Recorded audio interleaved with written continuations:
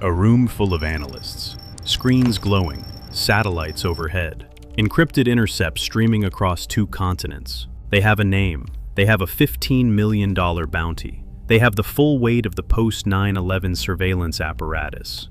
Drones, wiretaps, Pentagon task forces, classified databases. And they are arguing about a question that should be simple. Is this man still alive? No verified photograph in over a decade. No confirmed phone number. No known address. No digital signature. His own subordinates communicate through handwritten notes passed through chains of couriers. Factions within his own organization have broken loyalty because they've concluded he must already be dead. No living person could be this invisible. On February 22nd, 2026, they found him. Not through satellites, not through wiretaps, not through a Pentagon task force. They found him because somebody drove a woman up a mountain road to see him. Chapter 1. The Ghost. Start with what's missing. No face. Not hard to find. No verified face. The most wanted man in the Western Hemisphere, and the agencies hunting him cannot agree on what he looks like. One mugshot exists. It may be years old. It may not even be him. He carries 6 documented aliases: Ruben Avila, Jose Lopez Prieto, Miguel Valadez, Carlos Hernandez Mendoza, Roberto Salgado, Lorenzo Mendoza.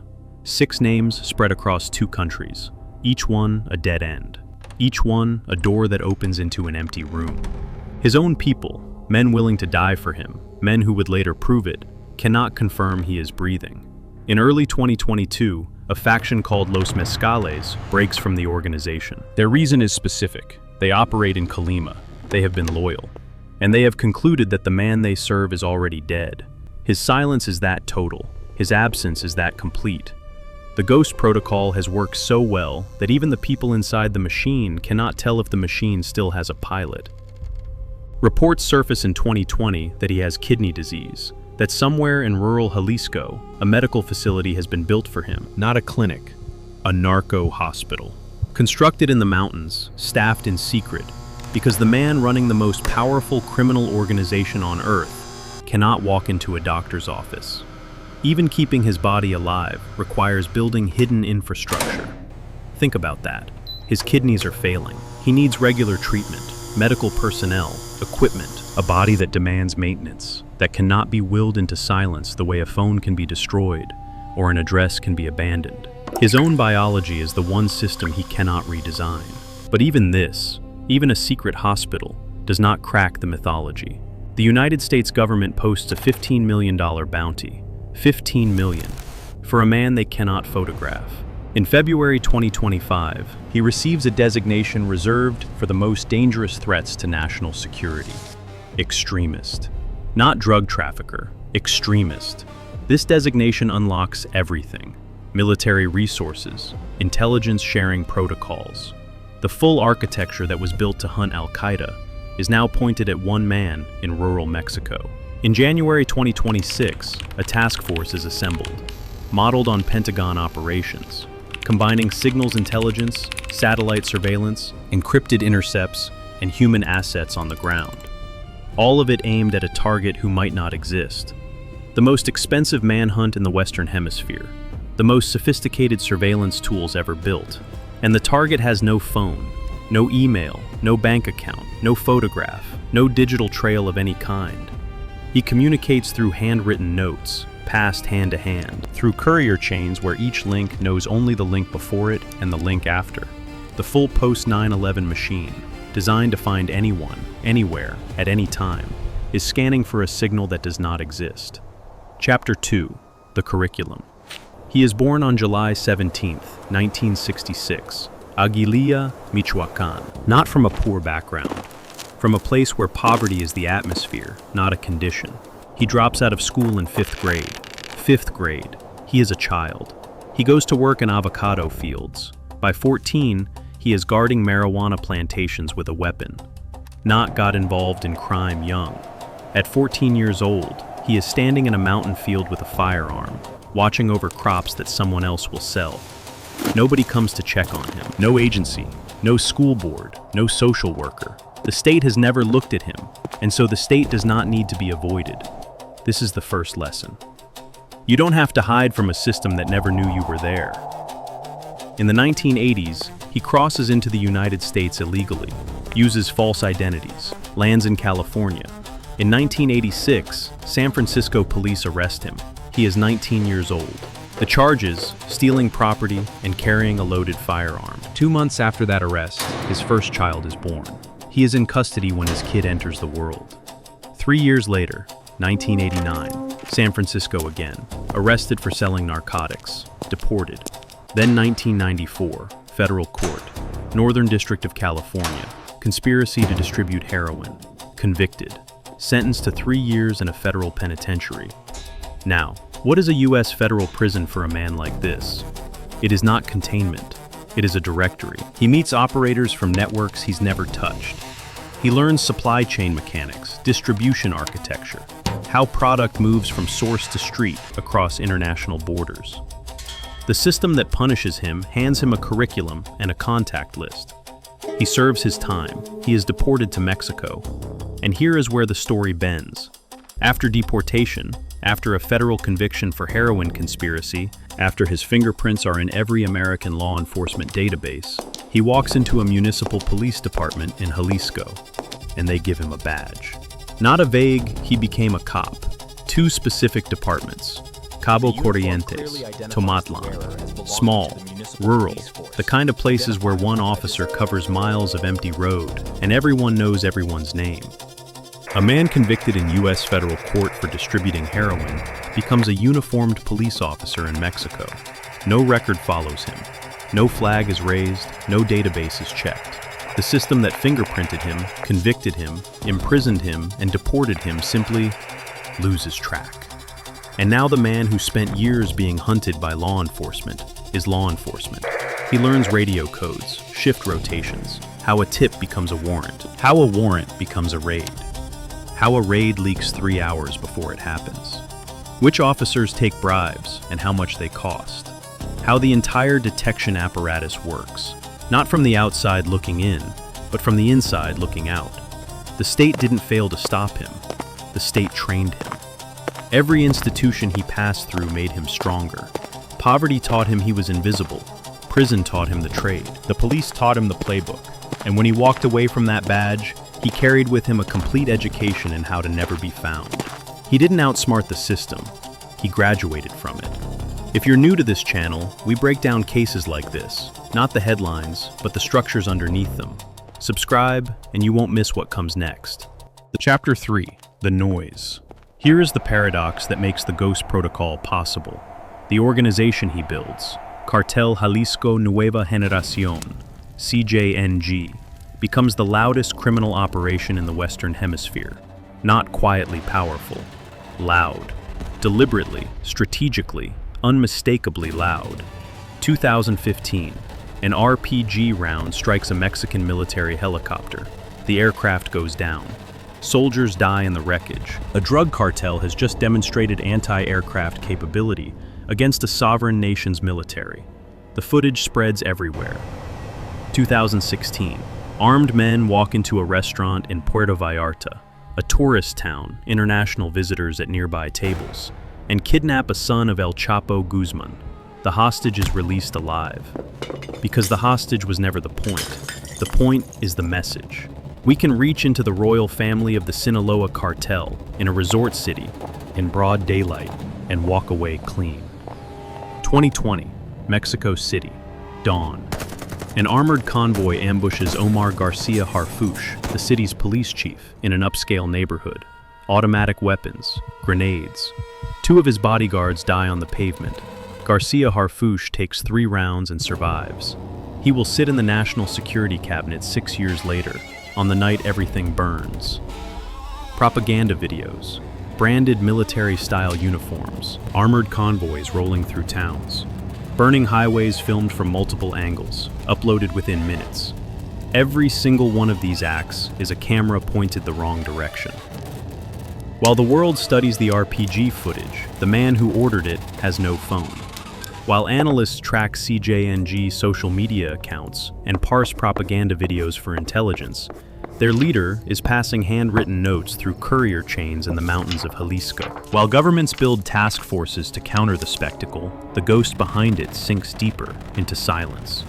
The violence is not chaos, it is noise, strategic, engineered noise, designed to keep every camera, every analyst, every headline pointed at the explosion and away from the man who lit the fuse. And the machine beneath the noise is extraordinary. CJNG operates in more than 40 countries. It has presence in all 50 US states, decentralized cells, centralized logistics, built like a franchise that can lose any single outlet and keep the supply chain intact. Manzanillo, Mexico's largest container port by volume, functions as the import gateway. Precursor chemicals shipped from Asia, packed beneath layers of machinery parts inside 40-foot steel containers. The same paperwork clears both. The operation does not need a visible leader. It needs the leader to be invisible. Every burning highway, every propaganda video, every spectacular act of violence serves the same function, keeping the world's attention on the noise while the signal stays silent. So you're sitting with this architecture, the franchise model, the noise campaign, the courier chains, the zero digital footprint, no photo, no phone, no address. A man who has made himself conceptual, a name on indictments, a voice in secondhand rumors, a bounty with no face attached. Something tightens. If the system is this self-sustaining, if the ghost protocol is this complete, if every institution that tried to stop this man accidentally trained him instead, then what could possibly break through? Chapter 4, The Mountain Road. The extremist designation comes in February 2025. It unlocks everything: military intelligence, signals intercepts, satellite surveillance. The full architecture built to hunt stateless threats after September 11, 2001, now aimed at one man in Jalisco. In January 2026, the task force goes operational. Pentagon playbooks, combined resources of two governments, classified databases, human assets on the ground. The most sophisticated intelligence apparatus ever constructed, focused on a single target. It doesn't work. The satellites scan, the intercepts listen, the databases cross-reference, and there is nothing to find. No phone to tap, no email to intercept, no financial transaction to trace. The ghost protocol holds. Meanwhile, the man behind it is failing. His kidneys are deteriorating, a secret hospital in the mountains, medical staff who can never leave, a body that demands what willpower cannot provide, and an organization that is fracturing beneath him, not from external pressure, but from his own success at disappearing. Los Mezcales have already broken away, others are wondering. The invisibility that protects him from governments is eroding his authority with his own people. He is so hidden that his power is decaying from the inside. A man whose body is failing, whose organization is questioning whether he's alive, who has eliminated every digital trace, every phone, every photograph, who communicates through handwritten notes that pass through human chains. A man that alone is not hiding, a man that alone is disappearing into himself. After the $15 million bounty, after the extremist designation, after the Pentagon-modeled task force, after the satellites and the encrypted databases and the signals intelligence and the combined weight of two governments, investigators follow a car, a trusted associate of one of his romantic partners, driving a mountain road, heading to a cabin resort in Tapalpa, Jalisco. That's it. A decade of manhunt, billions in resources, the most sophisticated surveillance infrastructure on Earth, cracked because a man who erased every trace of himself could not erase the need to be visited by someone who saw him as a person. This is not the El Chapo story. Chapo courted Sean Penn. Chapo wanted a movie made about his life. Chapo was caught because he craved fame, because vanity broke his operational security. This is different. A woman, driven up a mountain road, to a cabin in rural Jalisco, to visit a man with failing kidneys who had made himself so invisible that his own lieutenants thought he was dead. This is not vanity. This is the opposite. This is a man who succeeded at disappearing from the entire world, and then could not bear what that disappearance felt like from the inside. He automated the violence. He automated the logistics. He automated the money. He automated the loyalty. He built a machine so complete it could function without a single instruction from him. And then he sat in a cabin in the mountains, sick, alone, invisible, and asked someone to bring him the one thing the machine could not provide: another person in the room. Chapter 5: The Undergrowth. February 22nd, 2026, Tapalpa, Jalisco. The operation closes in on the cabin resort. What happens next moves fast. Shots ring out. The security detail engages.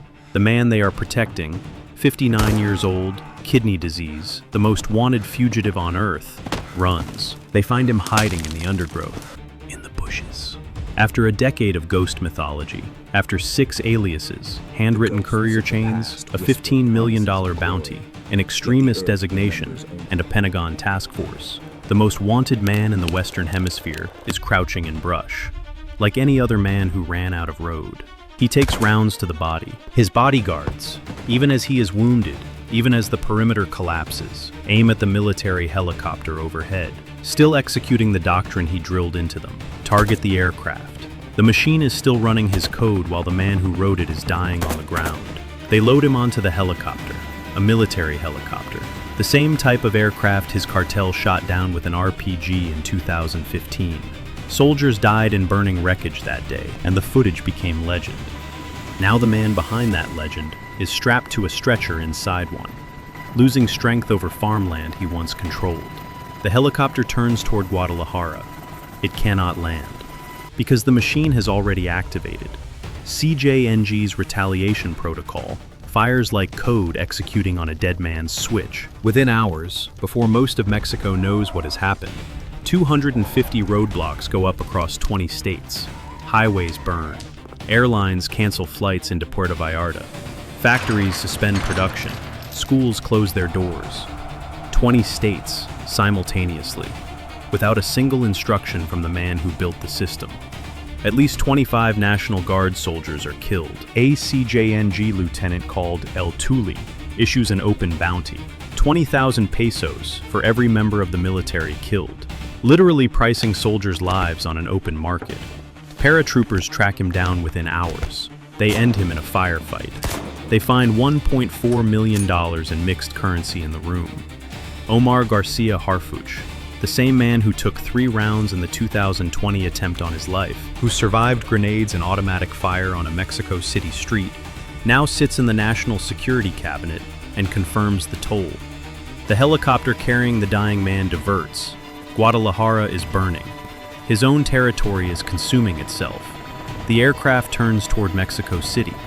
He dies in transit, above a country on fire, unable to land on ground he once controlled, because the machine he built is performing exactly as designed. The system didn't need him. CJNG proved it in the hours after his death. 20 states, 250 roadblocks, coordinated retaliation across half of Mexico. No central command, no phone call from the leader, no instructions at all. The franchise model, the decentralized cells, the preloaded protocols, all of it worked. The machine was self-sustaining, which means the woman at the cabin wasn't operational. The visit wasn't strategy. It wasn't necessary for the cartel to function. He didn't need someone to drive her up that mountain road for the machine to keep running. He needed her there for himself. The one human need he couldn't automate. The one vulnerability he couldn't engineer out of the system. Not because the system had a flaw. Because he did. He was a person. Chapter 6. The Name. If this story has stayed with you, if you're still sitting with it, consider subscribing. This is the kind of case we break down here. Not the headlines.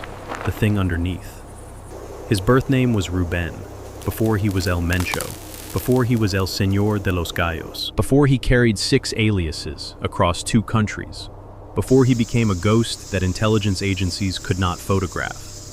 He changed his name, not for a cover identity, not for an alias, not for any operational reason. He changed it to Nemesio, in memory of his godfather. His first act of self-reinvention was not strategic, it was love. He would spend the next 40 years erasing every part of himself. His face, his voice, his location, his phone number, his fingerprints, his medical records, his very existence. He would build a system so complete that 20 states could burn on his command, even after he was dead. He would achieve the kind of invisibility that governments with billion-dollar budgets could not penetrate. And then a woman would visit him at a cabin in the mountains, and that would be enough.